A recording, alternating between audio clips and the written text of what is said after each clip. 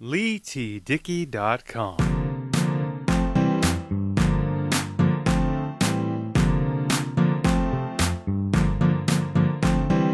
What's going on, everybody? Leigh Dickey here. Welcome to a brand new episode of the Beats and Speaks podcast and a continuation in the Star Wars mini-series. Today, my guest is Robert Solomon of This Uncanny Earth. And yes, we're talking anything and everything Star Wars. Now, Robert's from Ohio, so a bit of a treat. We talk the Kenner Star Wars figures because that's where Kenner Toys was based out of. We also talk where his fandom of the franchise started and who he would like to spend a day with in terms of an actor, maybe someone in production, a director, producer, someone like, say, a J.J. Abrams.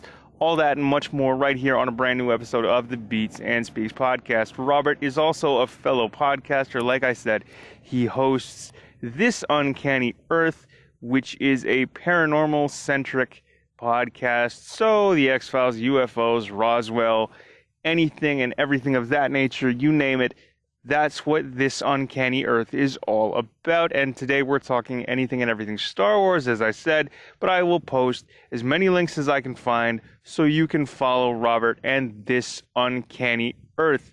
Now that you know a little bit about my guest, I'm going to tell you where you can find the Beats and Speaks podcast. Of course, you know my name. My name is Leigh Dickey, and this is the Beats and Speaks podcast.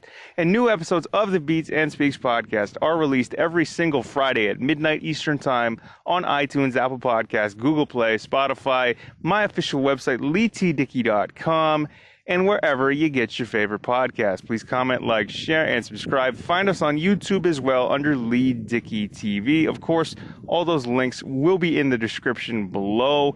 If you'd like to be a guest on a future episode of the Beats and Speaks podcast, please email me at LeighTDickey, that's LeighTDickey at gmail.com, and we can set something up and go from there so you and I can share a Wi-Fi connection or do this in person. And you can hear yourself and find yourself on a future episode of the Beats and Speaks podcast right here for all your friends and family to see. And we can talk about whatever it is that your heart desires. But now that you know where to find the Beats and Speaks podcast and a little more about me, also please do rate and leave us 5-star reviews because that helps us climb in the rankings and helps us produce more content because I love doing this show and I love putting out these episodes for you guys. So you can do that on iTunes or your favorite podcast app and player of choice. You can also do that on my official Facebook page, which is facebook.com/LeighTDickey. And you can also do that on the Beats and Speaks podcast landing page on my official website, LeighTDickey.com. Just find your favorite episode and leave a review there. And I will feature it right then and there on my official website, LeighTDickey.com, as well as read them out right here on the Beats and Speaks podcast. But now that you know all the housekeeping and all the details, let's get into the real salt and pepper, into the main event, my interview in this continuation of the Star Wars mini-series right here on the Beats and Speaks podcast with This Uncanny Earth's Robert Solomon. Hey, everybody. I'm Robert Solomon from This Uncanny Earth, and you're listening to the Beats and Speaks podcast with Leigh Dickey. Ladies and gentlemen, boys and girls, children of all ages, and anyone else within earshot of the sound of my annoying voice, welcome to another episode of the Beats and Speaks podcast. Of course, I am your host, Leigh Dickey, and today I am lucky enough to be joined by Robert Solomon of the Uncanny Earth podcast here to talk Star Wars. Yes, this is another episode in the Star Wars miniseries, and I'm lucky enough to have another guest want to do this show and want me to grill them on Star Wars and basically educate me on their fandom of Star Wars. So, Robert, welcome to the show. Thank you, Leigh, for having me. It is a blessing, a pleasure, and an honor to be here. Like Leigh said, I am the host of This Uncanny Earth podcast. You can check that out on Spreaker, iTunes, wherever favorite podcasts are. I have a co-host. His name's Spider. He couldn't be here because our time schedules are a little bit aloof, so sometimes he can join, sometimes he can't. But we will be live tonight at 10 o'clock, and our guest will be Jean Broida, so we'll be talking some paranormal stuff with her. So thank you, Leigh, for having me. Well, thank you for being here. And I like, honestly, paranormal. Why not? Like, Right. is Right. this house haunted? Probably. Yes. Is this coffee shop I'm sitting at haunted? Probably. Chances are it's an old building. Why not, right? But Yes, since sir. we're here to talk Star Wars, and you're a fan, I don't know if I want to like. Can you call yourself a super fan? Now, I wouldn't say I'm a super fan. I couldn't rattle off all kinds of dates and things like that, but I do really, really enjoy it. I've loved it since I was a kid. I saw Return of the Jedi back in 1983 with my father, so it's got a special place in my heart because I got to, it's a nice bonding experience with my father. My father likes it. I wouldn't call myself a crazy fan, but I do highly enjoy the whole universe of Star Wars, books, games, movies, pretty much all of it. Is that where your fandom started in terms of like seeing Return of the Jedi with your dad? Yeah, and also getting the action figures. Now, I don't really remember seeing it with my father because I was, let's see, 4 years old when Return of the Jedi came out. I'm 40 now, so I Mhm. don't remember much of that, but I do remember getting figures like Darth Vader, Obi-Wan Kenobi, Luke Skywalker, those kind of figures. So it kind of resonated with me.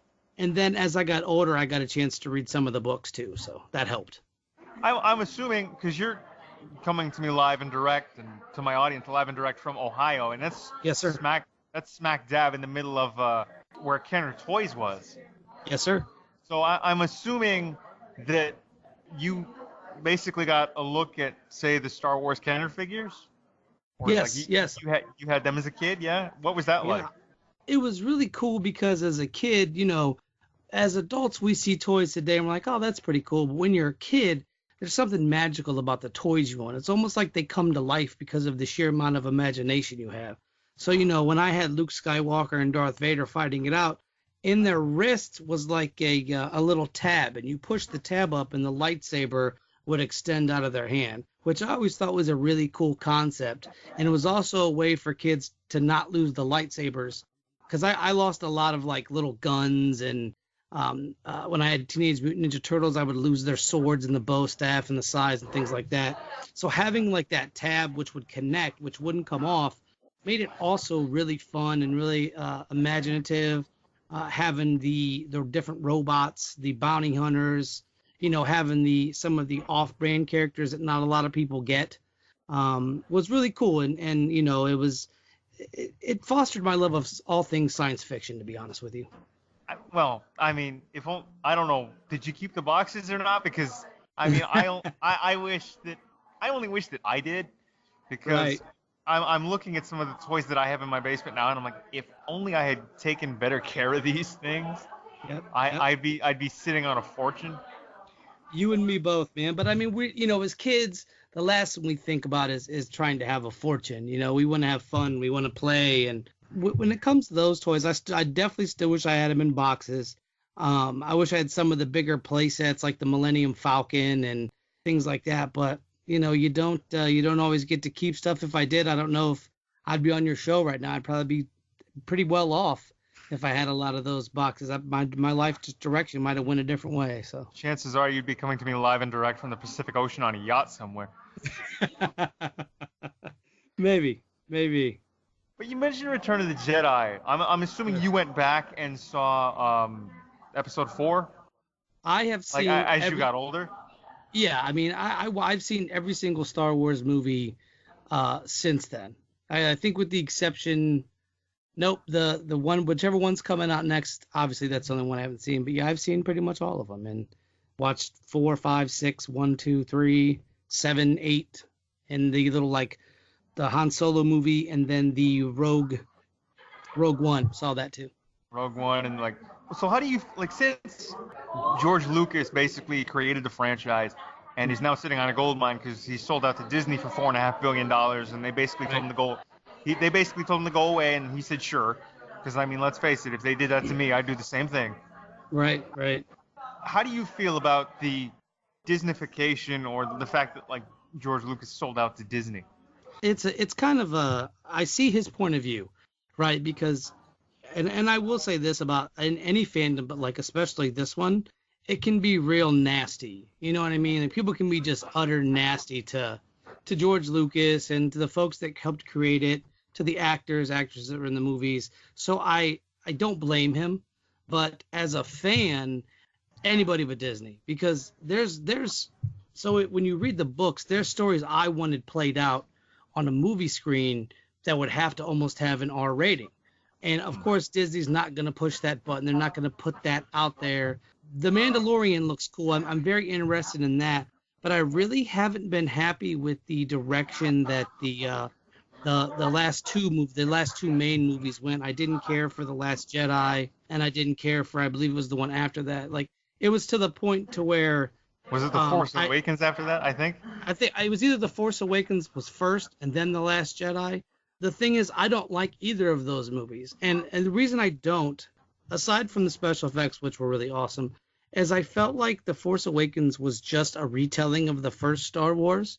And it was just another emo-type villain to me. Kylo Ren was just like, he had daddy issues. So it was kind of like, wow, you're doing the same kind of emo-esque style that they did with Episode 3, with Anakin Skywalker having those same kind of like, I miss my mom type stuff, so he becomes this whiny brat. And they don't tap into like the villain that doesn't care. That's like, I'm going to blow your planet up because I can. I don't have any kind of sympathy. I'm not going to whine and cry. I'm just going to get rid of you, and that's it. And I don't feel like they've encapsulated that enough for as big as the lore is outside of the movies. I feel like they've just they keep going back to the same woodshed to pull out the same shovel, and it's just getting duller and duller as they keep trying to dig in the gravel, so to speak. Do you think they're trying to serve Disney? I mean, do you think they're trying to serve too many masters with pumping out sequel after sequel after sequel after sequel in terms of like Star Wars? I think they're trying to keep a franchise alive that would be fine if they would let it grow organically. Like the original movies, you know, Star Wars, The Empire Strikes Back, Return of the Jedi, were all a very organic feel because there was no movies out there that were like that. They had this feeling, like when you saw the Death Star, you were just in awe. And it was like in a room where they had like the things hanging from strings type stuff. You were in awe. And I think with Disney doing these last movies, aside from Rogue One, which was phenomenal in my opinion, with the main ones, I feel like they are trying to serve so many different folks. They're trying to serve the fans, first of all, but then they're also trying to serve the casual folks who want to come in and see this movie. And they're trying to put like all their eggs in one basket instead of saying, okay, let's tell a new story. Like, I wanted a completely new story separate from Luke Skywalker, Princess Leia, Han Solo. And I feel like they did that more of fan service. But I also think that it would have been better just to go to another side of the galaxy or another time period, because that's not the only place things happen. And honestly, all movies are guilty of this when it comes to like later iterations of the movie, because they tend to want to play it safe. Disney doesn't, even though Disney could straight up say, okay, we're going to start over, and it would still make millions and millions upon millions of dollars. I can't for the life of me understand why they wanted to play it safe and bring back all the old actors. I just don't get that. Isn't that the typical like Disney formula? Like, they've had so many remakes lately, like or I mean live action remakes, that they're like, well, we could get these kids that came up watching these like animated features like The Lion King or Dumbo or The Jungle Book. We could get their kids if they have kids, and then because everything's CGI now, I mean, why not? Right. But I think that's like, isn't that like the typical Disney formula? Right. And, you know, I agree with you, especially with that new Aladdin. It was just, in my personal opinion, it was terrible. Like, my thing is, don't fix what isn't broken. The classic is a classic for a reason. Move on. And I don't blame just Disney. I blame the Hollywood industry as a whole. Yeah, everybody's seeming just to want to remake all these movies. And, you know, I'll go out and read a new fiction book, like a new science fiction book, or like any kind of a book, and I'm like, this would be a good story. Why does nobody tell this? The money's out there. It's not like they couldn't get it greenlit. You get the right acting. You know, like The Maze Runner. Perfect example of a good book series and a good movie. And it was like somebody brought that to the forefront. But then here comes Disney with the same stale characters, the same boring plot lines, just so they can get that check and appease like a large amount of people. Because there's people that loved The Force Awakens and The Last Jedi. I'm one person, right? And it's like millions and millions, I think maybe $1 billion was made on those movies. So, I'm one person. Who are they going to come to for advice? Me or, millions upon millions of other people who liked it? Exactly. So, I mean, with Star Wars, because I know from my own personal experience, I guess the first Star Wars film to come out in my lifetime, because I'm 30, was Episode 1. Oh, yeah, Phantom Menace. Yeah. And to be quite honest, I don't know what it is. I was talking to someone a little while ago, again, interviewing them on Star Wars, and they asked me whether or not I connected with a character. And I really couldn't give them an answer because there was nothing about those movies or those characters that really drew me in. So is there something in particular about the Star Wars franchise and its characters that kind of sucked you in and kind of basically made you the fan that you are? Yeah, there's actually, I got a couple. So, like, for the first movies, 4, 5, and 6, it was definitely Yoda, because I was like, that Yoda dude is cool. He's smart, he's wise. And Darth Vader, just because the sheer power that Vader had. I mean, even as a kid, seeing the red lightsaber, and he's got it in control, but he still has to serve his master, which is Palpatine. So I thought that was a good story, especially when Empire Strikes Back, when I watched that for the first time, because that's my favorite. If I had to pick of the original, the second one was my favorite, because it was just like it. For me, when I got older, the villains I could relate to more, not in terms of what they did, but in terms of their absolutes. Like, there was no gray area. When they wanted something, they went out and did it, which I thought was amazing. So for the second movie, when Vader was like, he went out and he got Han Solo, they trapped him in carbonite, and I was like, that's awesome. He's getting that plan done. And meanwhile, the rebels are just running around like chickens with their heads cut off, and their plan doesn't come together well until the third movie. So for me, it was always the villains that did it. Like, especially in the Phantom Menace, Darth Maul is an amazing villain. The actor that played him, his footwork, his martial arts skills, nothing short of amazing. So for me, it was always the villains and Yoda. Like, those two just for some reason resonated with me. I always thought that's what drew me in. Except the new movies, which I don't really have a favorite because I don't really like them that much. But the old ones, it was always the villains because they were direct. They didn't have to play around and be chummy. They just did what needed to be done. Let me ask you about a character that doesn't get much screen time, but yet people love this character. And maybe you can explain it more to me and to my audience because I can't seem to figure it out. What is the draw, in your opinion, what is the draw of Boba Fett? Ah, okay. So he gets like 30 seconds of screen time, and that's about it. Right. Now, with Boba Fett, like, I think a lot of it plays into his backstory and his rivalry with Han Solo, because it goes a lot deeper than the movies. Once you get into the books, it really kind of just they're at war with each other. And the cool thing about Boba Fett is he's neither for the Empire and he's neither for the Rebels. He's at the hands of the highest bidder because he's a mercenary. And his whole history, like the Mandalorians are a proud race of people. They don't bend their knee to anybody. They would rather die fighting than go out and just be somebody's lackey. And I think that's what's so great about Boba Fett and why people like him, because he's his own man. He doesn't bow to the Force. He doesn't bow to Vader. He doesn't bow to Luke Skywalker. They say, here's some money. We need you to get this done. And that's that. And he does it. He goes out, he finishes his contract. And the reason why everybody likes Boba Fett, especially me, I like Boba Fett, is just because, one, he looks cool. He has a freaking missile on his back. He can just shoot out of his back. He's got a jetpack. And it's his whole demeanor. Like he when he gets focused on one thing, it usually gets done. I mean, he ends up in the Sarlacc pit in Return of the Jedi, but then he ends up getting out of that. So it's I think it's just his character. It's the mystique of his character is what it is. That's what draws people in. I mean, that's a fair point. So, I mean, for me, I'm not a big fan, as I've said several times in these interviews and even probably even today. I'm not huge on it, Hmm. but I just want to gain an appreciation for Star Wars. I want to gain an appreciation for why it's so popular. And I think the one thing that draws me in, because I'm a musician and entertainer myself, Hmm. is John Williams' music, his Oh score yes.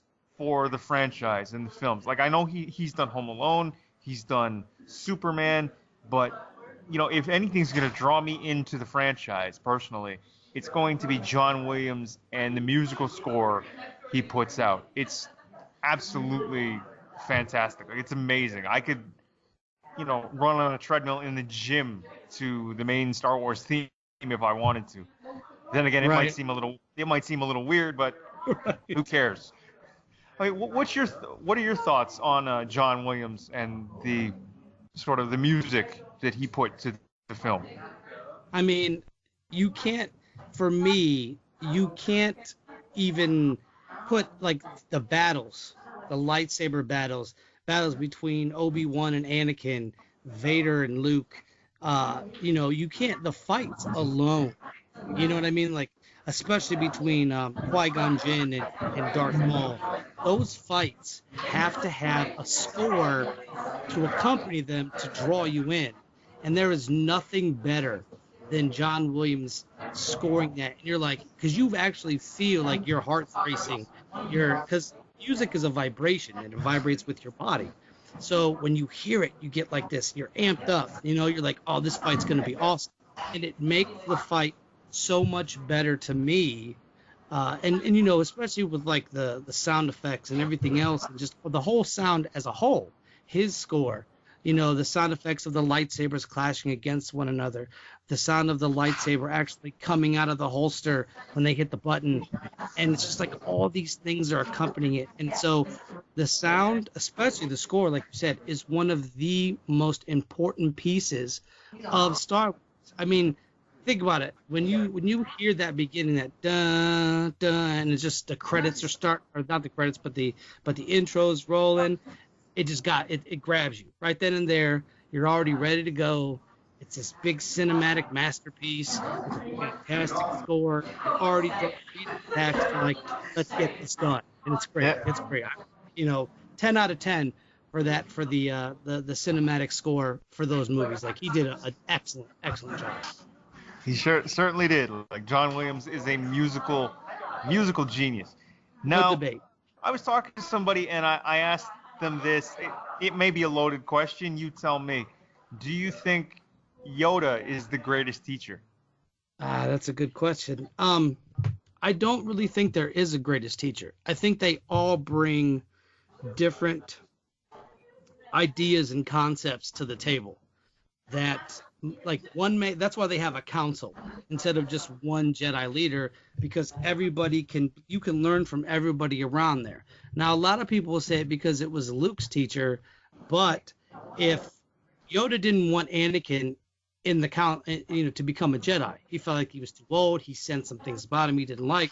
So if Anakin wasn't even involved in the Jedi group, he wouldn't even have been anything, and Luke Skywalker would have never been a prominent figure in the series. So I don't think that Yoda is the greatest teacher. I do think he's one of the greatest characters. But for me, they're all, Mace Windu, Yoda, Obi-Wan Kenobi, Qui-Gon Jinn, they're all good teachers in certain aspects, and they all kind of round each other out. You know what I mean? Like, that's why there has to be a council, because if there was just one leader, you'll get a Palpatine-style person. And with Palpatine, he was just straight evil. There was no checks and balances with that guy. Once he took power, that was it. You can't question him. Now, ultimately, he gets thrown down a shaft and dies, and then ends up coming back, but that's a whole nother topic. But for me, there is no greatest. There's just a council, and they all have to teach, but they all have different styles of teaching, much like old kung fu flicks. Fair. I mean, it's almost like watching David Carradine, but in space. Yes. Yeah. Yeah, it sure is. I remember hearing something where the initial pitch to Star Wars was basically George Lucas knocking down his director fee. I think he had basically said, "I'll do the movie for $150,000 or something like that." And the pitch was basically an old timey Western film set in space. And Hmm. now he knocked his director fee down to about 150K.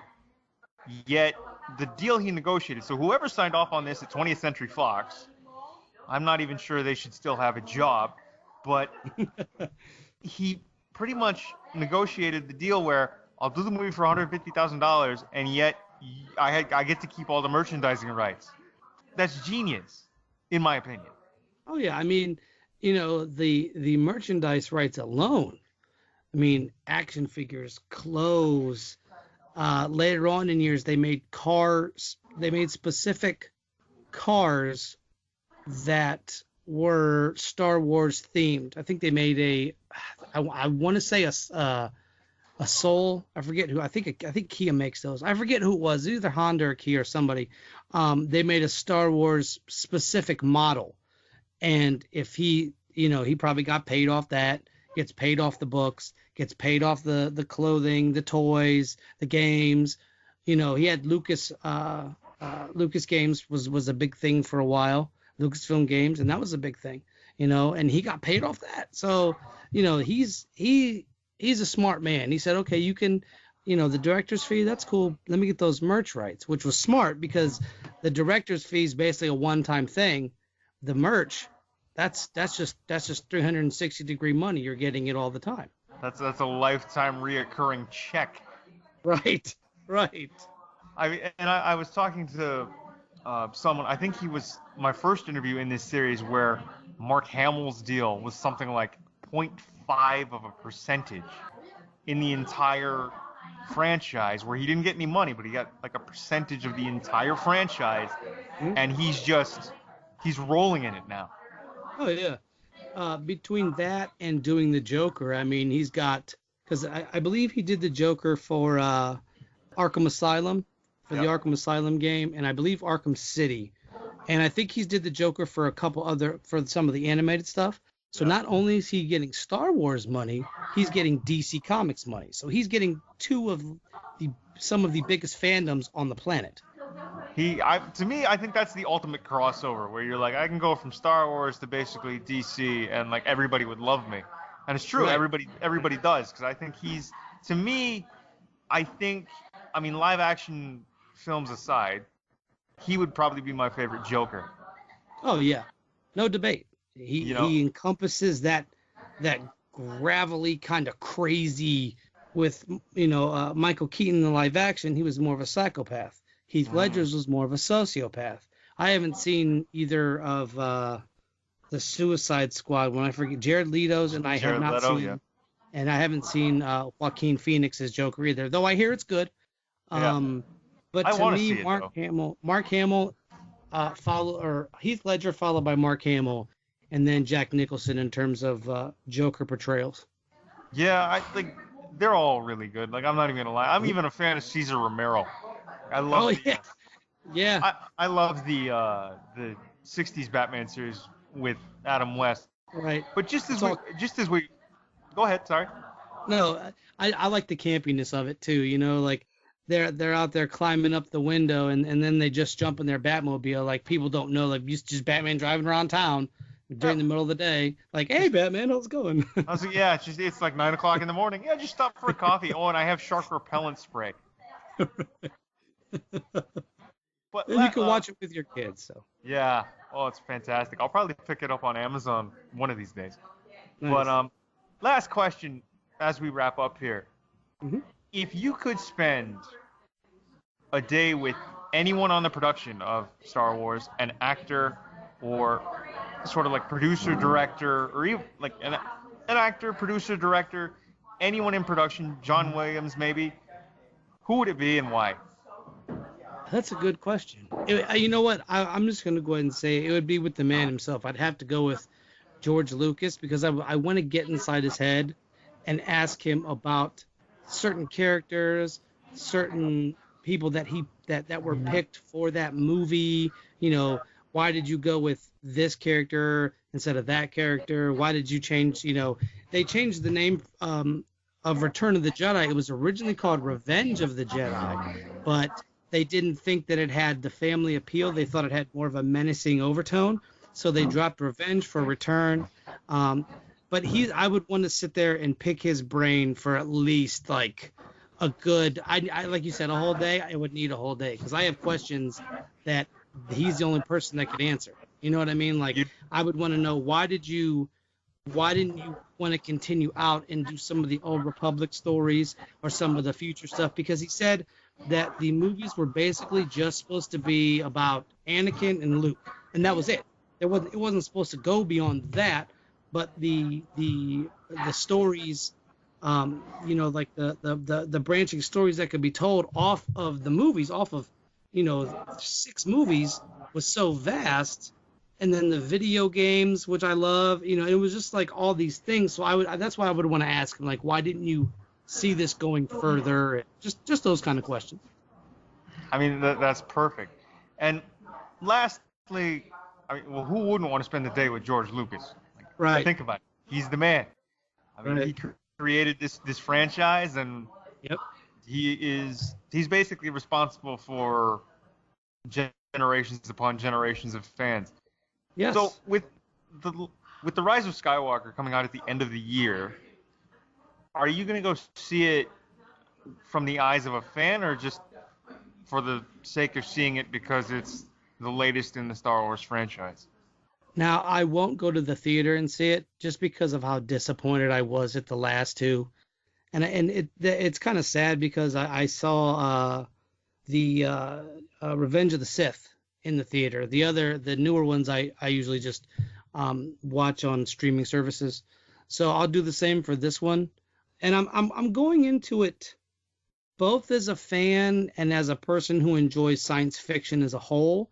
And I'm just hoping that they somehow fix whatever this mess is, because there's some questions I had that really didn't get answered with the last movie. Like, Snoke was like a Emperor Palpatine with Kylo Ren being like a Darth Vader, and they end up killing Snoke in the second one. And I'm like, well, that, like, who's the villain in the third one? How does all that work? So I just feel like it's a mess, but I will go into it with an open mind. I'm not going to go into it, upset, because I think that's the problem with fandoms, is that we tend to go into things with a bias if the previous works haven't been up to our standards. So we just think, oh, this is going to be trash, and we go into it with the mentality of it's going to be trash. So we'll pick apart every single solitary thing in that movie, and maybe we miss something that actually shines like a gem in the movie. So for me, I'm going to go into it as best I can without my biases ruining the movie, but hopefully I can overcome that, because I want to make sure that I go into it with a fair point of view. I don't want to go into it so super mad about it, because I have the books, I have the old movies, I have the video games to fall back on if I'm not a big fan of this one. But I want to go into this with higher hopes than I have had for the last 2 movies. So for me, I'm going to go into it probably, I would say, maybe 60% fan and 40% outsider looking in, so that I have a clearer point, so I don't let too much biases cloud my judgment of what might be a good movie.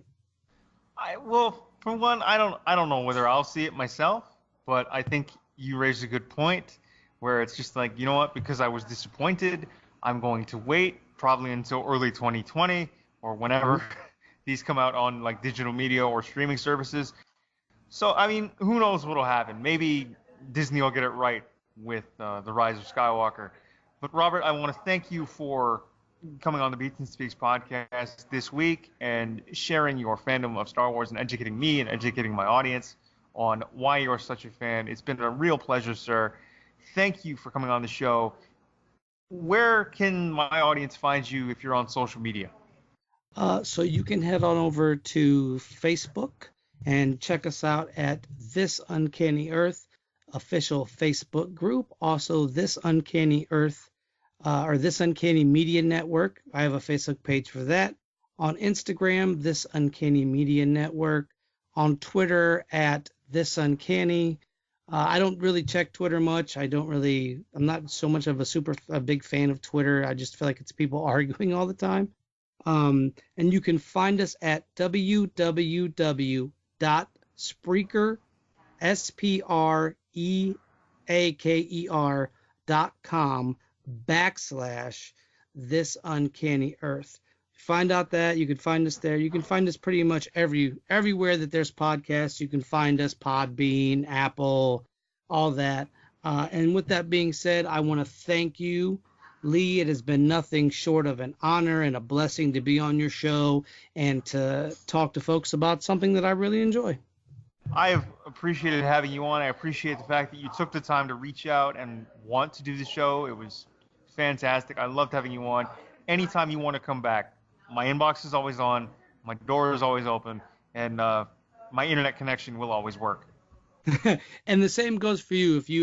If you want to come on the show at some point in the future and talk about any kind of paranormal experiences you had, if you've ever seen a UFO, what kind of conspiracy theories you believe in, our show encompasses all of that. So the invite is there. Just let me know, and you could definitely come on the show as well. I will definitely take you up on that. But Robert, thank you so much for coming on the show. I appreciate it, and I'm sure we will catch you down the road, my friend. Yes, sir. Thank you very much. Well, there it is. There you have it. There you go. My interview with Robert Solomon of This Uncanny Earth right here on the Beats and Speaks podcast within the Star Wars miniseries. Robert, if you're listening to this, thank you for reaching out and wanting to come on the show. Thank you for coming on the show. It was a pleasure to have you on and talk to you about anything and everything Star Wars, from where your fandom started to who you'd like to spend a day with in terms of an actor or someone in production, to what you think of the Disney takeover, to how excited you are for The Rise of Skywalker that's coming out later this year. It's a real pleasure to have you on. Please do remember that if you ever want to do another episode, my inbox is always on and my door is always open, and you are always welcome here. Of course, follow Robert Solomon and This Uncanny Earth. If you are a fan of the paranormal, then this is the show for you on your favorite podcast app and player of choice. Of course, I will link as many links as I can find in the description below so you can follow Robert. Again, thank you all for tuning in. Please comment, like, share, and subscribe. You can find the Beats and Speaks podcast on my official website, LeighTDickey.com, iTunes, Apple Podcasts, Google Play, Spotify, and wherever podcasts are available. Please do comment and rate us 5 stars, because that helps us climb in the rankings, which helps me produce more content for you guys, because I love doing this show, and that means I get to bring you more interviews. If you'd like to leave us a review, please do leave reviews on iTunes or your favorite podcast app and player of choice. You can also leave reviews on my official Facebook page, which is facebook.com/LeighTDickey, and you can also leave reviews on the official Beats and Speaks podcast landing page, which is on my official website, LeighTDickey.com, by just going underneath your favorite episode of choice and leaving your comments there. And remember that I will feature them right then and there on my official website, LeighTDickey.com, as well as read them out right here on the Beats and Speaks podcast. If you'd like to be a guest on a future episode of the Beats and Speaks podcast, please do email me at leightdickey@gmail.com, and we can set something up and go from there, so you and I can have a good old-fashioned conversation and you can find yourself and hear yourself on a future episode. Now, you can also find us on YouTube under Leigh Dickey TV, and remember that we're on iTunes, Apple Podcasts, Spotify, Google Play, and wherever podcasts can be found. It was a real pleasure to bring you this one.